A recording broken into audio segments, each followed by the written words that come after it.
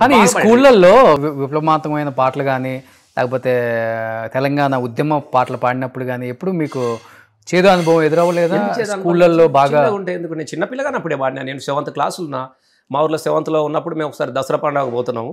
దసరా పండుగ పోయేటప్పుడు అంతా యూత్, మాది నవయోగ యూత్, అన్ని రిబ్బన్లు కట్టుకొని పాట పాడుకుంటూ పోయినాం. ఎర్రజెండి అనియలో ఊరు మనదిరా ఈ వాడ మనదిరా అని దొరయింది అని పాడినప్పుడు వీళ్ళంతా రాడికల్ వచ్చి రాడికల్ పాటలు పాడుతున్నాయి అని చెప్పేసి పోలీస్ పటేల్ మనం పట్టించాడు. పోలీస్ జీబులో వచ్చి అప్పుడు నెక్కర్ల పోలీసులు ఉండ్రి, బుడ్డ పోరగానం.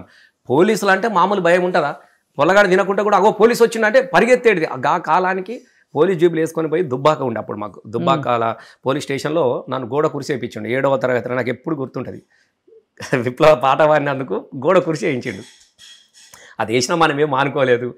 మళ్ళీ అంటే మానుకోవడానికి కోసము మానుకుంటే వచ్చేటి కావు కదా. జీవితంలో ప్రతిది కూడా పాటనే కదా. ఇప్పుడు మా ఊర్లో దొరలు ఉండేవి, దొర మీద పాట ఉండే. అయ్య వేసిన అప్ప కిందికి దొరల్లో జీతగాడ సిరిమల్లెసెటి కింద లచ్చుమమ్మో లచ్చుమమ్మ నువ్వు సినబోయి కూసున్నావెందుకమ్మో ఎందుకమ్మా మోకలో దిగబడి ఎద్దోలెయ్యనకకు ఒక్కొక్క అడిగేసి నాట్లేసి లచ్చుమమ్మో లచ్చుమమ్మ నీ నడుములే ఎరిగేనా లచ్చుమమ్మ అనగానే నా తల్లి కనబడుతుంటుంది కదా. నాట్లేసే తల్లి కనబడతా ఉంటుంది. ఆమె చూడగానే ఈ పాట యాదికి వస్తుంది మాకు. పాటను మర్చిపోయే జీవితాలు కాదు కదా, ప్రతి దాంట్లో ఒక పాట ఉంటుంది కదా.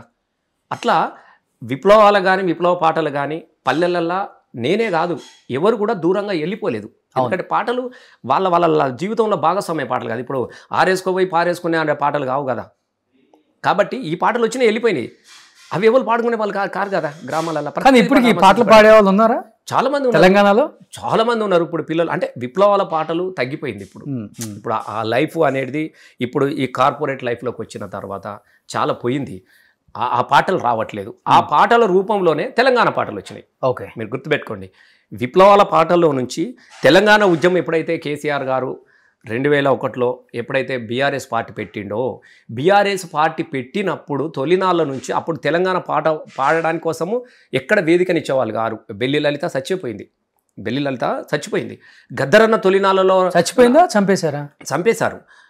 గద్దరన్న తొలినాళ్ళలో పాట వచ్చింది, నా తల్లి తెలంగాణ రా తిరగబడ్డ మీద. దాని తర్వాత గద్దరన్న మీద కూడా కాల్పులు జరిగినాయి. 90లో గద్దరన్న మీద కాల్పులు జరిగిన తర్వాత తెలంగాణ పాటకు వేదిక లేకుండా అయిపోయింది. అసలు ఎవరు ఆ పాట పాడినా చాలామంది పిల్లలు ఐలే అని ఒక పిల్లగాన్ని కూడా చంపేసేసారు. ఆ టీమును ప్రజాకాల మండలి మీద విపరీతమైనటువంటి జనసభ మీద విపరీతమైనటువంటి ఒత్తిడి ఎన్కౌంటర్లు జరిగిన తర్వాత ఈ పాటలు అనేటివి క్లోజ్ అయిన తర్వాత ఇదే పాట మరో రూపంలో మారింది. ఎక్కడికి మారింది? తెలంగాణకు మారింది. అవును, ఎస్. తెలంగాణకు వచ్చిన తర్వాత తెలంగాణ రాజకీయ ప్రస్థానం మొదలైన తర్వాత పాటను ఎవరు డిస్టర్బ్ చేయాలి. అప్పుడు మళ్ళీ గదరన్న పాట తీసి నా తల్లి తెలంగాణరా తిరగబడ్డ వీనరా వీరులకు పుట్టి నిలమ్మో పౌరుషాల గల్లా తల్లమ్మో ఆ తేనె తిట్టెలా తీయగుంటది కత్తి అంచులా మెత్తగుంటది. ఈ పాట ఎవరు దీన్ని అడ్డుకోలే. అప్పుడే గూడంజన పాట వచ్చింది. వెనక ముందు చూసుడేంది రాజన ఓ రాజన ఎత్తుకో తెలంగాణ జెండ రాజన ఓ రాజన అయ్యో నివా నువ్వు అవ్వో నివా తెలంగాణోనికి తోటి పాలో నివా. ఇవి ఎందుకే వచ్చినాయి? అన్ని అల్లకే కదా, బతుకు చిత్రాలు వచ్చాయి కదా. ఇప్పుడు విప్లవ పాటలు పాడినప్పుడేమో గోడ కూర్చులు వేయించారు. ఎస్. తెలంగాణ ఉద్యమ పాటలు పాడినప్పుడేమో పాయింట్ బ్లాంక్ గన్ను పెట్టేసి కాల్చాలని చూశారు మిమ్మల్ని. నేను సీకెం కాలేజీలో చదువుకుంటున్నప్పుడు డిగ్రీ ఫస్ట్ ఇయర్లో ఉన్నా. నన్ను పట్టుకెళ్ళారు ఒక 3 రోజులు. ఎన్కౌంటర్ నర్సంపేట అడవులో తిరిపారు. పద్మక్షి గుట్టలకు తీసుకుపోయాడు. గుట్టలు తీసుకుపోయి కన్నత మీద తుపాకీ పెట్టి, ఆయన కూడా ఎవరో కదా డిటి నాయక్ గారు ఉండే అప్పుడు. ఆయన సిపిఓ ఏసీపీఓ డిఎస్పీ ఉండే అక్కడ. డిటి నాయక్ గారు 89లో మీకు అనుకుంటే ఆయన ఉన్నాడు, ఇంకా బతికే ఉన్నాడు. నాకు కలిసిండు కూడా. నేను ఎమ్మెల్యే అయినా కలిసిండు. మళ్ళా నేను ఎమ్మెల్యే అయిన తర్వాత నాకు ఒక పెళ్లిలో కలిసిండు. నన్ను గుర్తుపట్టి రసమై గుర్తుందా పద్మాక్షి గుట్టలలో నేనేనా నేను మళ్ళీ బతికిచ్చింది అన్నాడు. నువ్వు నన్ను బతికించినావు కాబట్టి నేను మిమ్మల్ని బతికించిన మళ్ళీ తెలంగాణ కోసం అని నేను చెప్పిన. ఇలా పెట్టి తీసేసిన గుర్తుంటే అరే మీరే కదా అని. డిటి నాయక్ గారు అప్పుడు వారు డిఎస్పీగా ఏమో పనిచేసిండు నక్సల్ స్పెషల్ దానిలో. తర్వాత ఎస్పీగా పనిచేసిండు. చాలా చోట్ల అది చేసేసిండు. ఆయన చంపాలన్నా బెదిరించాలన్నా చంపాలని తీసుకెళ్ళండు బాగా. అస్సలు వరంగల్గా కాలం రామనాథంను కాల్చేసినటువంటి 89-90 పరిస్థితి ఎట్లా ఉన్నదో అప్పుడున్న పరిస్థితులు అసలు కథం. పోలీసులకు వరంగల్ పోలీసులు దొరికిందంటే శవమే శవాలే ఇంటికి వచ్చేటి తప్ప గుర్తు తెలియని మృతదేహాలు. గుర్తు తెలియని నక్సల్ మృతి అని ఉంటుంది ఫస్ట్. ఎక్కడ ఎవరు చనిపోయినా దాని తర్వాత ఆరాధిస్తే పలానోడని నెక్స్ట్ డే పేపర్లో నక్సల్ కాదు అతను. ఆ రోజుల్లో అట్లా వచ్చేటి అలా వేసేవాళ్ళు. అట్లా ఆ పరిస్థితుల నుంచి కూడా 89లో నేను 90లో అట్లా బయటపడ్డా. బయట అది చూశాను, ఈ చూసి గోడ కుర్చీ చూసిన, కంత మీద తుపాకీ చూసిన, తర్వాత తెలంగాణలోకి వచ్చిన తర్వాత నాకు ఈ భయం అనేది లేదు. ఇక్కడ చూసిన తర్వాత ఈ పాటను అడ్డుకుంటేనేవో ఇంకోటి అడ్డుకుంటేనో భయపడే పరిస్థితిలో నేను లేకుంటే కదా ఇక అయితే అప్పటి కేసీఆర్ గారు నేను దానిలో కీలకంగా వారితో నాకు ఉన్నటువంటి అటాచ్మెంట్ కావచ్చు, తెలంగాణ ప్రజలు ఓన్ చేసుకున్నారు. ఇప్పుడు మా మీద చెయ్యి వేసి ముట్టుకునే పరిస్థితి లేదు కదా, అట్లా వెళ్ళిపోయినాం, జనంలోకి వెళ్ళిపోయినాం. కానీ రసమయ్య అనే పేరు కూడా మీకు ఆ బ్రాండ్ బాగా ఇంటి పేరు కాకపోయినా, రసమయ్య అనేది నాకు సంస్థ, ఆర్గనైజేషన్. సిద్దిపేటలో ఉన్నప్పుడు నేను రసమయ్య అని పెట్టుకొని జానపదాలు బాగా పాడేది, బాగా క్యాసెట్ పాటలు తీస్తుంటాను నేను. అసలు ఒకప్పుడు పొన్నాల దాబలాల మొత్తం రసమయ్య కదా పాటలన్నీ, చాలా జానపద గీతాలు ఎక్కడ చూసినా అసలు విపరీతమైన జానపద పాటల క్యాసెట్లు ఉండేవి. అవును, ఆ కాలం అప్పుడు ఎంత అసలు 10 రూపాయలు, అసలు నాకు డబ్బులు ఏం చేసుకోవాలో తెలియలేదు. మీకు ఇంకొకటి చెప్తా ఉన్నా, నేను ఇల్లు కట్టుకున్నది కూడా సిద్దిపేటలో అప్పుడు నాకు అసలు డబ్బులు ఏం చేసుకోవాలో తెలిసేటి కావు. ఇప్పుడు 1000 రూపాయలు 2000 అంటే ఏం చేసుకుంటామో అనే పరిస్థితి ఉండేది కదా, పెద్ద విషయం కదా. పెద్ద విషయం అంటే అక్కడ నుంచి ఒక 50,000 లక్ష రూపాయలు వచ్చినాయంటే అప్పుడు 5,000కు 6,000కు ఎకరం భూమి దొరికే కాలాన్నే నేను అప్పటికే 50,000 లక్ష రూపాయలు సంపాదించుకునే పరిస్థితి ఉండేది నెలకి. నెల కాదు, ఒక్క క్యాసెట్ ఇట్లా తీస్తే విపరీతమైన పాటలు క్రేజీ కదా అప్పుడు.